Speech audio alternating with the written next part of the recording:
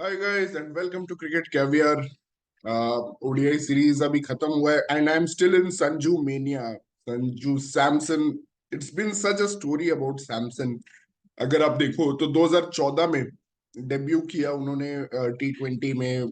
2014 में under 19 world cup खेला। 2015 में उनको डेब्यू मिल गया था after he had a phenomenal 2014 season in IPL for Rajasthan Royals. और उसके बाद आईपीएल में उनका स्टेचर बढ़ते ही गया। बट इंटरनेशनल में उनको कभी वो चांस मिला नहीं because there were so many talents at even in that era we had someone like Suresh Raina, we had MS Dhoni, uh, obviously Rohit Sharma, Virat Kohli, Shikhar Dhawan, ये सब तो थे ही। फिर KL Rahul comes in around 2016 I remember. So consistency was one thing which has really lacked him. But एक unfulfilled talent का जो story होता है, स्टोरी ऑफ एन अंडरडॉग जैसा ही होता है। मतलब कि you are always rooting for that unfulfilled talent which is Sanju Samson. And he has been मतलब कि very very you know humble I would say, but also very very controlled. मतलब कि बहुत बार उनको गुस्सा आया होगा कि मुझे पिक नहीं करते, मुझे ये नहीं करते। लेकिन उन्होंने कभी भी मतलब कि ऐसा नहीं बोला कि यू नो क्यों नहीं मुझे ले रहे। कभी मीडिया में आके सरफराज खान, जैसे हमने देखा है, सरफराज खान ने बहुत बार पूछा है सिलेक्टर्स को, ऐसे उंगली दिखाया है सेंचुरी मार के। But he has not done those things. तो आज जब 100 मारा उन्होंने और सीरीज डिसाइडर में, क्लच गेम में, पता है सबसे इंपॉर्टेंट क्या होता है? मैच जिताना। सबसे इंपॉर्टेंट होता है कि आप अपने टीम को मैच जिता रहे हो। और वहां पे जो पाल का वेन्यू है, वहां पे हमने देखा है कि 272 एवरेज स्कोर है। अब चेज होने के लिए तो चेज ये भी हो सकता था बिल्कुल। साउथ अफ्रीका 30 ओवर्स तक अंडर कंट्रोल थी। और इवन जो हम 2022 में जो सीरीज खेले थे, 2021-22 में जो सीरीज खेले थे, उसमें भी 287 got chased by I think रासी वैंडर डूसन ने वहाँ अच्छा इनिंग्स खेला था। Quinton de Kock played well. तो वहां पे वो स्कोर भी चेज हो गया था। Even though Rishabh Pant and उसमें केएल राहुल प्लेड 54 ऑफ 79। मैं वो स्कोर कार्ड आप लोग को दिखाऊंगा, आई हैव इट। तो उसमें भी चेज हो गया था। वहां पे Rishabh Pant played an excellent innings 85 of 71। But आपको इनिंग्स का वैल्यू तभी मिलता है, एक प्लेयर को सेटिस्फेक्शन भले ही तभी मिलता है जब वो विनिंग कॉज में आता है। And the greatest thing about Sanju grinding now. और सब लोग इस चीज को अप्रिशिएट कर रहे हैं कि मतलब कि Sanju Samson has changed his batting approach. अगर आप देखो, he was a T20 kind of batsman. He used to take the game from ball one. और ये बात उनका बहुत अच्छा भी था। मतलब अभी भी मैं राजस्थान रॉयल्स के लिए ये चीज बहुत अप्रिशिएट करता हूँ कि वो बॉल वन से मतलब कि जो मारना शुरू करते हैं, bowling team and captain is under pressure. और उससे क्या होता है कि आप एक बार अगर आप पहले ही दूसरे बॉल पे छक्का या चौका मार दो ना, तो आप पे प्रेशर कम हो जाता है कि वो जो स्ट्राइक रेट का प्रेशर होता है। अब केएल राहुल बोलते हैं strike rate is overrated, but it's not. It's very important factor. आज तिलक वर्मा के बारे में हम बात कर रहे होते हैं। अगर उन्होंने 37 बॉल्स में 9 नहीं बनाए होते, नेक्स्ट 37 में उन्होंने 43 बनाए। अगर वो बाकी 37 बॉल्स में 30 रन भी बना दिए होते ना, मतलब 25 रन भी बना दिए होते, ही वुड हैव स्कोर्ड 75-80 रन। उनके बारे में उतनी ही बात हो रही होती जितने संजू सैमसन के बारे में बात हो रही है। Although he recovered well, he recovered really well. But we have to give hats off to Sanju Samson for one more reason कि भाई कंसिस्टेंटली अगर आप देखो तो उन्होंने मतलब कि जो बैटिंग की, मतलब कि कोई भी फेज में वो स्लो डाउन नहीं हुए। मतलब कि कोई भी फेज में आप ऐसा देखो, उनका ऐसा नहीं था कि वो पूरा बॉक डाउन हो गए। ऑब्वियसली तिलक एक तरफ बहुत स्लो खेल रहे थे, मतलब कि he was getting stuck, he was getting in that hole जो हम होल बोलते हैं। बट संजू का आप देखो तो पहले 40 बॉल में 30 रन। ठीक है, पहले 40 बॉल में 30 रन, नेक्स्ट 40 बॉल में 26 रन, और नेक्स्ट 34 बॉल्स में 52 रन। अगर यहाँ 40 बॉल खेलते तो 60 रन भी बना लेते and he would have over compensated for both the phases. जहाँ पे ये 24 रन्स पीछे थे 80 बॉल्स के बाद। ही वाज 56, आई थिंक 56 हो गया 80 बॉल्स में। बट इन्होंने मतलब कि नेक्स्ट 34 बॉल्स में he made up for that. He reached 1566 balls. वहां पे थोड़ा मतलब कि मुझे लगा कि हाँ स्लो डाउन हो रहे हैं, क्योंकि पिच डिफिकल्ट होती जा रही थी। और ये ऐसा पिच था कि similar to the one played in world cup final, कि यहाँ पे पिच स्लो होते ही जा रही थी। एंड जो सॉफ्ट बॉल हो जाता है, जो आपका ओल्ड बॉल हो जाता है, वो और डिफिकल्ट होते जा रहा था खेलना। और एग्जैक्टली सेम चीज आपने देखा अहमदाबाद में हुआ, जब सूर्य कुमार यादव और केएल राहुल चाह के भी शॉट्स नहीं मार पा रहे थे। तो once you enter that phase ना, बहुत डेंजरस हो जाता है, क्योंकि आपको रिस्क लेने में भी डर लगता है ना। आपको लगता है मैं कभी भी आउट हो जाऊंगा, मतलब अगर मैं रिस्क लूं, क्या मैं रिस्क नहीं लूं। तो आपको हमेशा ये लगते रहता है। And that's why it was such a great knock, because he made a few mistakes. मुझे लगता है इनिंग्स के बीच में भी उन्होंने एक दो ऐसा मिस्टेक किया, बट ही रिकवर्ड वेल। उनको लग गया कि हाँ मैं यहाँ पे कुछ गलत शॉट, और shot selection is one of the reason Sanju Samson को हमेशा मतलब कि क्रिटिसाइज किया जाता है। अगर आप देखो तो कभी कभी आईपीएल में भी जो जहां जिस ग्राउंड में शॉर्ट बाउंड्री होती है लेग साइड में, वहां पे he tries to go straight straight six मारने का। जो शॉट उन पे वो आउट हुए, एग्जैक्टली जो शॉट पे वो आउट हुए। और जहां पे स्ट्रेट बाउंड्री छोटी होती है, वहां पे he tries to go leg side. तो ये शॉर्ट सिलेक्शन का भी इश्यूज बहुत ज्यादा उन पे आता है।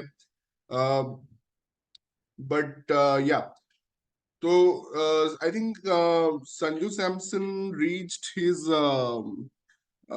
50 इन प्रोबेबली 30 ओवर्स के आसपास। और उस टाइम प्रेशर आ गया था कि भाई तो इंडिया 33 ओवर्स में 149 फॉर थ्री थी। 149 फॉर थ्री थी, और यहाँ पे थोड़ा प्रेशर आ रहा था, टीम मैनेजमेंट से भी मैसेज आ रहा था कि भाई अब यू हैव टू एक्सेलरेट, क्योंकि इंडिया एक एक्स्ट्रा बैट्समैन के साथ खेल रही है, वॉशिंगटन सुंदर, जो कि कुलदीप यादव को रिप्लेस करे। अभी ये एक और डिबेट है कि नंबर 8 का क्या मतलब, कि finally we won a game by playing a number 8 batter, जो हम वर्ल्ड कप में थ्रू आउट नहीं कर रहे थे।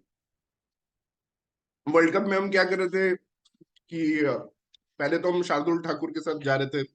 I think till the Bangladesh game, fourth game, 4 game हम नंबर 8, प्रॉपर नंबर 8 के साथ खेले, मतलब proper number 8 I mean Shardul Thakur के साथ खेले। और उसके बाद हमने ये किया कि once Pandya got injured, we wanted to strengthen both our, मतलब कि टॉप 6, और फिर बॉलिंग के 5 भी बहुत तगड़े होने चाहिए। हमने वो फिलोसॉफी पे गए कि नहीं, हमें ओवर कॉम्पनसेट करना है, मतलब कि अब पांड्या नहीं है और हमारे पास कोई ऑलराउंडर नहीं है, तो have a batter, have a bowler. और स्काई और शामी की एंट्री हो गई ये टीम में, शार्दुल ठाकुर बाहर हो गए। But obviously number 8 does make an impact. मुझे लगता है अगर वॉशिंगटन सुंदर उस समय नहीं आता, अगर आप देखो वॉशिंगटन सुंदर नहीं आता, तो रिंकू सिंह सिंगल्स नहीं लेता। And that is an important factor. अगर रिंकू सिंह सिंगल्स नहीं लेता ना, he would have got stuck. वो ऑलरेडी स्टक हो गया था रिंकू सिंह। वो 16 था 15 बॉल में, इंस्पाइट ऑफ गेटिंग 2 हिट्स, मतलब कि वो 10 ऑफ 3 ऐसा कुछ था, 10 ऑफ 4। और उसके बाद भी वो 16 ऑफ 15 पे आ गया था। But he could take that singles because Washington Sundar दूसरे एंड पे था, और Washington Sundar can also hit the ball.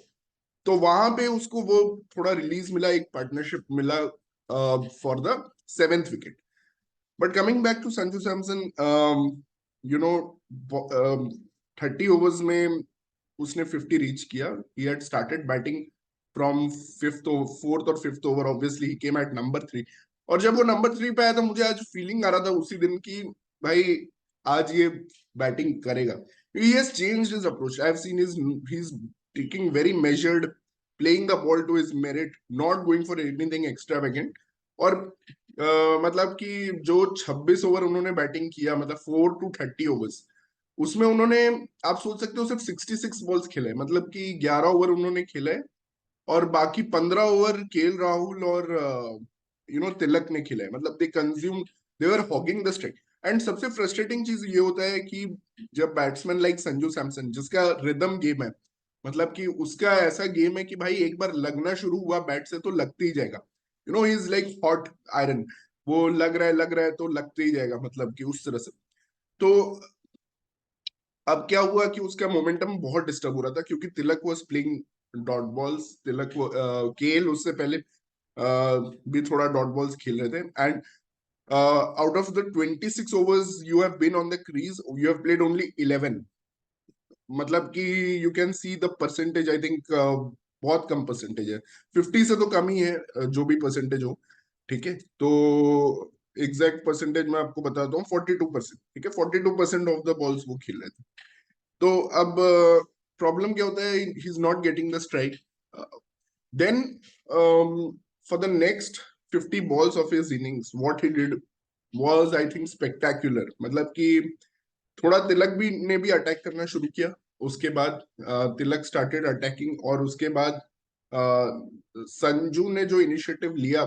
And any other batsman, I think, in this situation, and it's not a wrong thing, ये ह्यूमन टेंडेंसी है, ये एक self preservation है कि भाई मैं 100 मारूं। और जबकि इतने साल का आपका ड्यू है, इतने सालों से लोग वेट कर रहे हैं कि आपके इतने फैन फॉलोइंग है, आपको मतलब लोग एक अनफुलफिल्ड टैलेंट जैसा लोग देख रहे हैं, आपके लिए लोग रूट कर रहे हैं, आपके लिए नारे लगते हैं। मतलब any batsman could have gone into the shell and just batted it out. But Sanju Samson का सबसे अच्छा यही है कि वो हमेशा टीम के लिए खेलते हैं। और I have never seen any time Sanju trying to you know be on the back foot. ऐसा कभी हुआ नहीं। तो नेक्स्ट 50 बॉल में अगर वो 58 बना रहे ना, दैट इज इनक्रेडिबल। अगर नेक्स्ट 50 बॉल्स में ही न्यू दैट मेरे पीछे बैट्समैन है, वो भी वेट कर रहे हैं अपने चांसेस का, उनको भी मुझे चांस देना है। And I can't play defensively over here. ऐसा नहीं कि मैं अपने सेंचुरी के लिए खेलता रहूं। तो उन्होंने बहुत इंपॉर्टेंट शॉट्स मारे। आई थिंक एक 75 पे उन्होंने एक मारा छक्का, एक 86 पे उन्होंने एक मारा छक्का। तो ये बहुत इंपॉर्टेंट शॉट्स हैं। He was not just playing for his 100। ठीक है, 90s में जाके उन्होंने 92 के बाद वो सिंगल्स लेना शुरू किए, और सिंगल्स में भी उन्होंने वहां पे ज्यादा डॉट्स नहीं खेला। ही जस्ट वेंट रीच्ड हिज 100 इन 110 बॉल्स। अगर आप देखो तो 66 बॉल्स में पहुंचे थे, और उसके बाद थोड़ा और स्लो गए थे। इनफैक्ट ही वाज 62-88 बॉल्स में, जब उनसे वो शॉट्स नहीं लग रहे थे। तो वहां से अगर आप देखो तो ही मेड 38 रन, मतलब 40 कुछ रन बना दिए इन 22 ball. Right, that's very very very important. अब क्या आता है कि संजू सैमसन का फ्यूचर क्या है, कि मतलब कि ऑब्वियसली उन्होंने एक क्लच सिचुएशन से इंडिया के लिए मैच जीता है। एक above par total on this pitch. Above par इसीलिए क्योंकि लेट मी टेल यू, मैं संजू सैमसन का बहुत तारीफ कर रहा हूँ यहाँ पे, लेकिन अगर ये पिच लाइट्स आ जाता ना, it was a long summers day in south Africa, अगर यहाँ पे लाइट्स आ जाता तो पिच इजी हो जाता बैटिंग के लिए। तो यू नो बहुत ट्रिकी है, लेकिन इस कंडीशन में, और समझ लॉन्ग समझ डे था साउथ अफ्रीका में, तो ये अबव पार टोटल हो गया, क्योंकि बॉल टर्न कर रही थी, बॉल स्लो आ रही थी, बहुत स्लो आ रही थी बॉल इनफैक्ट। तो और थोड़ा बहुत बाउंस भी था, मतलब कि ऐसा भी नहीं कि बॉल स्लो आ रही है लेकिन बाउंस एवरेज है, नहीं, हाई बाउंस भी था। तो बहुत इंटरेस्टिंग था कि इंडिया ने ये मैच में, अगर आप देखो साउथ अफ्रीका की बैटिंग लाइनअप, तो Klaasen, Miller, Rassie van der Dussen, Klaasen, Miller, Rassie van der Dussen at number 3, 4 and 3, 5 and 6। Right, 4 पे Markram, Klaasen, Markram, sorry, Rassie van der Dussen, Markram, Klaasen, Miller. ये जो चार हैं, ये जो चार हैं साउथ अफ्रीका की। अब देखो इंडिया और साउथ अफ्रीका की बॉलिंग लाइनअप्स दोनों इनएक्सपीरियंस थी। Obviously we didn't have Bumrah Shami, they didn't have Rabada Nortje. ये दोनों का कैंसिल आउट हो गया, तो उनके भी अर्शदीप जैसे हमारे अर्शदीप है, उनके वो भी ओडीआई में ज्यादा खेले नहीं है। उनके भी नांद्रे बर्गर थे जो डेब्यू ही कर रहे थे। और ऑब्वियसली लिजार्ड विलियम्स थोड़ा खेले हुए हैं पहले, वैसे ही आवेश खान ही है, वो भी वैसे ही है। तो वहां पे वो इक्वल था, बॉलिंग लाइनअप्स ऑलमोस्ट इक्वल थे। But batting I think India और साउथ अफ्रीका में साउथ अफ्रीका का ज्यादा स्ट्रॉन्ग था। और साउथ अफ्रीका का बैटिंग उन्होंने वर्ल्ड कप में दिखाया है कि वो कितने बड़े बैटिंग पावर हाउस है। उनको वर्ल्ड कप सेमीफाइनल जीतना चाहिए था, टू बी ऑनेस्ट। वो तो जॉस इंग्लिस ने किसी तरह मतलब वो जीत गए, ट्रेविस हेड ने बॉलिंग कर दिया। वर्ल्ड कप सेमीफाइनल इस बार साउथ अफ्रीका को जीतना चाहिए था। ऑब्वियसली चोक मैं नहीं यूज करना चाहता हूँ word, but you know what it is. तो साउथ अफ्रीका के पास बहुत अच्छी बैटिंग थी इस सीरीज को जीतने के लिए। एक तो फर्स्ट ओडीआई में उनका कोलैप्स हो गया, एंड टोनी डिसोर्सी जो सेकेंड ओडीआई में 100 मारे थे, वो भी एक बहुत अच्छे फाइंड है। क्विंटन डिकॉक का रिप्लेसमेंट एक तरह से उन्हें मिल गया है। क्लासन तो कीपिंग कर ही लेते हैं। तो I think they had a very good batting lineup. और रीजा हेंड्रिक्स तो तेम्बा बाउमा से बहुत अच्छे हैं। रीजा हेंड्रिक्स का नाम मैंने लिया नहीं, बट वो तेम्बा बाउमा से बहुत अच्छे हैं। तो they should have ideally, made a good chase. But I think Arshdeep, credit goes to Arshdeep for taking 4 wickets again. And Avesh Khan, I think, bowled a brilliant spell to Klassen.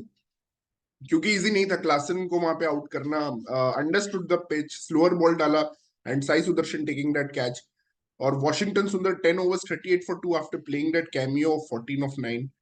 So overall it was a great मतलब कि contribution by और bowlers.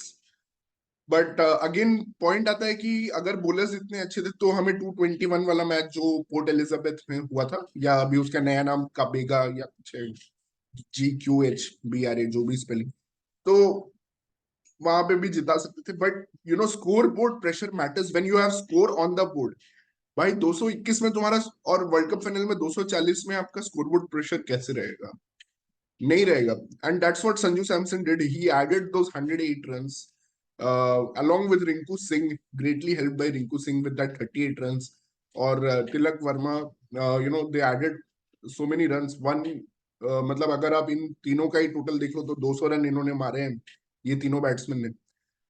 तो इन तीनों ने ensure किया कि we reach that, we could accelerate, and we reached that 296 का total.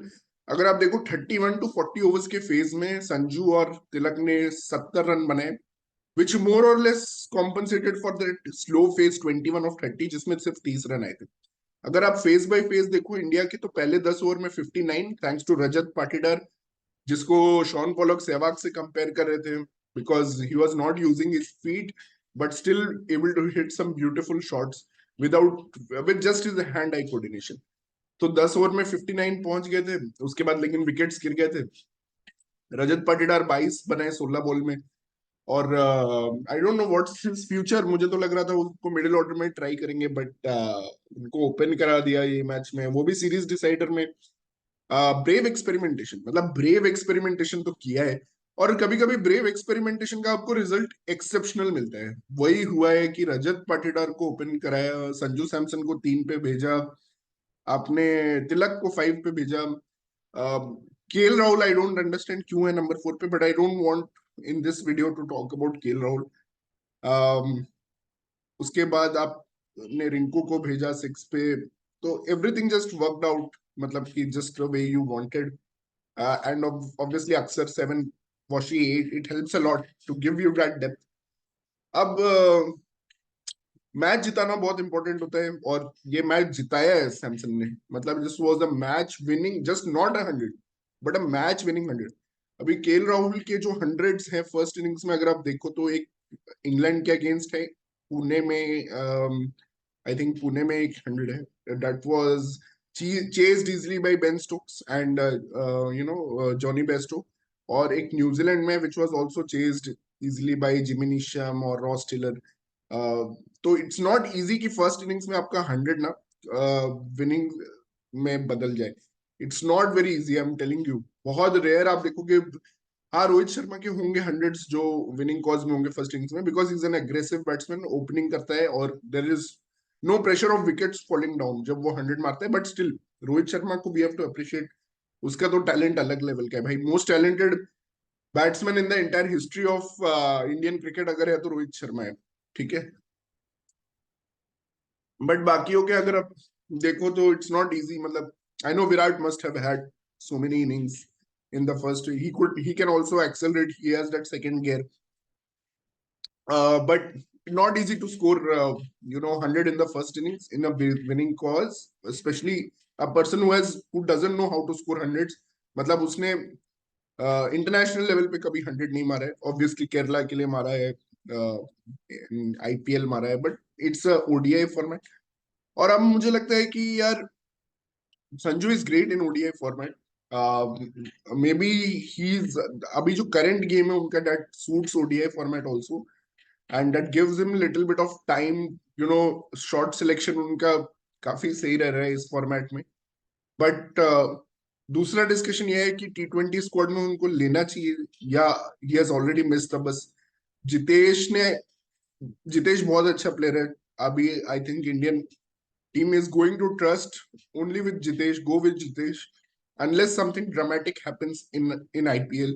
And dramatic करना अब संजू सैमसन का काम है कि उनको आईपीएल में कुछ बहुत ड्रामेटिक करना पड़ेगा, क्योंकि this is going to be a big IPL. I think the whole T20 World Cup squad is going to be selected based on this IPL, because अभी तक इंडियन टीम मैनेजमेंट को कोई क्लू नहीं है। रविंद्र जडेजा खेल रहे हैं अक्षर पटेल की जगह, Ravi Bishnoi man of the series बन रहे हैं, नेक्स्ट सीरीज में नहीं खेल रहे हैं। तो अभी तक इंडियन मैनेजमेंट को कोई क्लू नहीं है कि हमारी T20 स्क्वाड क्या होने वाली है। ठीक है, Shreyas Iyer suddenly vice captain बन जाते हैं, नेक्स्ट सीरीज में नहीं खेल, तो कोई क्लू नहीं है। And Sanju needs to have a big IPL for to stake his claim in this, because we know that probably Rohit तो आने वाला है, विराट भी आएगा, तो विराट भी आएगा, and Virat will have a good IPL irrespective of whether RCB win or lose. Virat is going to have an okay-ish IPL, एक दो हंड्रेड्स भी शायद लग सकते हैं, and Sanju needs to match that. Sanju needs to really step up. This IPL will be very crucial, and I hope this 100 gives him the confidence, shows him that he belongs there, or the floodgates finally open and he has a big IPL season. 2020 में he had a phenomenal IPL season, guys. लोग बोलते हैं कि उसका हमेशा start अच्छा होता है आईपीएल में, but he is not able to finish. But I think 2022 was the exception, जहां पे राजस्थान रॉयल्स फाइनल्स भी गई थी। उसमें he had a brilliant throughout, he was playing clutch knocks, crucial innings, along with Josh Butler, who was going crazy at the other end. But now he needs to do that again, and this time he needs to do it bigger. He needs to stand out, क्योंकि obviously T20 में I think there is a scope कि विराट को someone can replace Virat in T20, because ruthless होने वाला है West Indies में, guys. If you are seeing the West Indies England series, 200 के target, highest number of sixes have been hit in a 5 match T20 series ever, और बहुत ruthless चल रहा है। 200 के टोटल्स लग रहे हैं। एक दो ऐसे पिच हैं मतलब कि जहां 140 130 का टोटल लगा है, बट अगर आप देखो ग्रेनाडा, बारबेडोस, इसमें यहाँ बड़े टोटल्स लग रहे हैं। Rovman, Powell, Nicholas Pooran, Salt, Phil Salt are all are going crazy. तो हमें एंकर्स की ज्यादा जरूरत नहीं है जैसे हमें ऑस्ट्रेलिया में थी। एंड ऑस्ट्रेलिया में Virat obviously had a phenomenal world cup, he pulled the greatest T20I innings ever. But आपको सोचना पड़ेगा क्या अभी वेस्ट इंडीज में, और लास्ट ईयर भी जब T20 वर्ल्ड कप हुआ था तो बात चल रही थी कि दीपक हुड्डा को होना चाहिए। दीपक हुड्डा का कुछ उस समय अच्छा चल रहा था, आई रिमेम्बर फॉर्म, तो हो रहा था कि Deepak Hooda should he bat at number 3, लेकिन thankfully we went with Virat, and but this time I hope IPL 2024 में देखना चाहिए कि what Sanju can do at number 3 or number 4 position, and who are the other contenders. Of course you have Shreyas Iyer at number 4, KL Rahul hopefully अभी T20 scheme में नहीं है, तो I think वो नहीं आएंगे अभी इस स्कीम में। Of course you have Ishan Kishan, Jaiswal, all at the top of the order, and Jitesh as a wicket keeper. So that's it from my end, guys. Thank you so much for all your support. Keep following and subscribing our channel, Cricket Caviar.